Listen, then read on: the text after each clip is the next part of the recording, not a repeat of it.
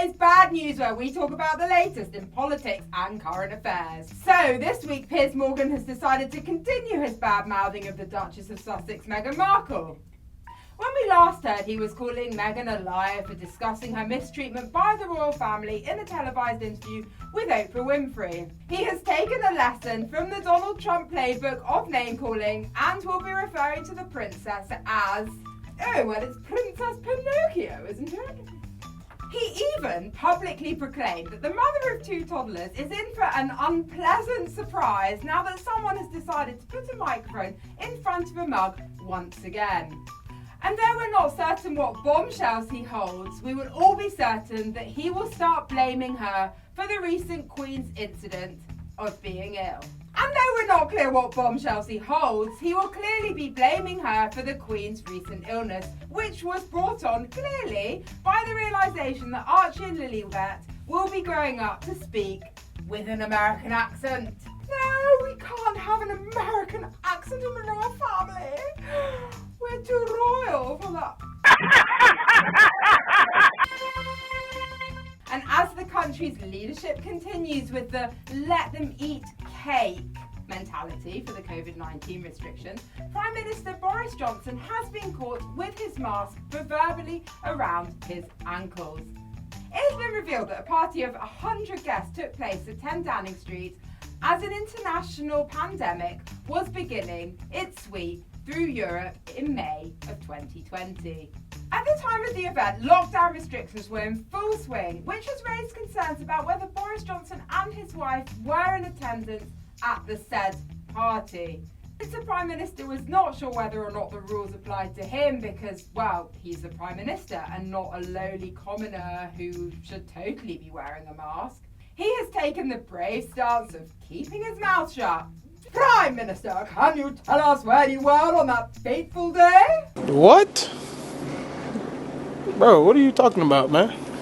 An independent investigation is underway and Johnson is sure to offer his full lack of support. If there is a silver lining here, it is that the country's citizens can take comfort in knowing that their tax dollars were not spent on alcoholic beverages, as the event was billed as bring your own booze. And the next story for today is that OVO Energy has decided to back away from the money-saving advice that they provided to help their customers to keep warm during the cold winter months. Customers of SSE, a brand owned by OVO Energy, were told that in an effort to achieve cost savings on their energy bills, they should simply cuddle their pets to stay warm. Oh, well, this dog's not just for Christmas, is it? It's not keeping me very warm, though.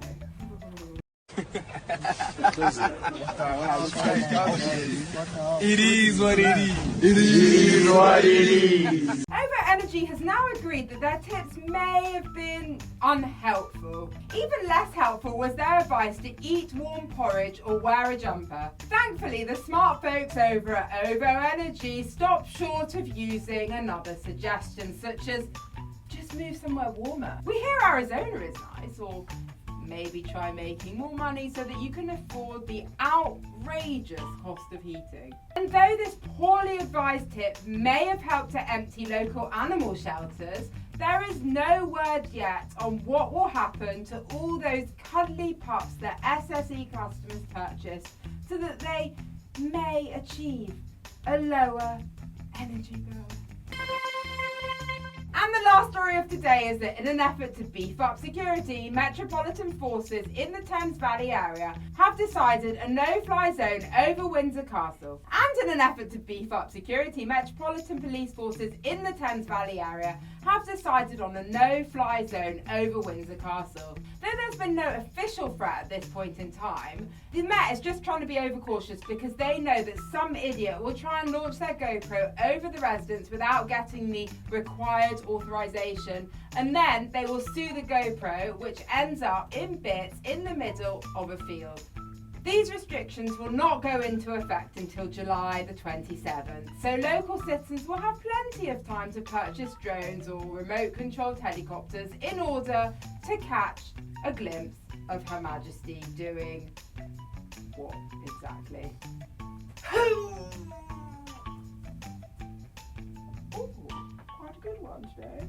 I mean, in January, it's not like she'll be sunbathing or gardening. Besides, don't we have enough footage of the Queen? Like, she has a camera following her every move since before her coronation. Perhaps we'll catch a glimpse of a frolicking corgi. And I'm being honest, that is something most of us would like to see. But God save the Queen from having to dodge drones in her golden years.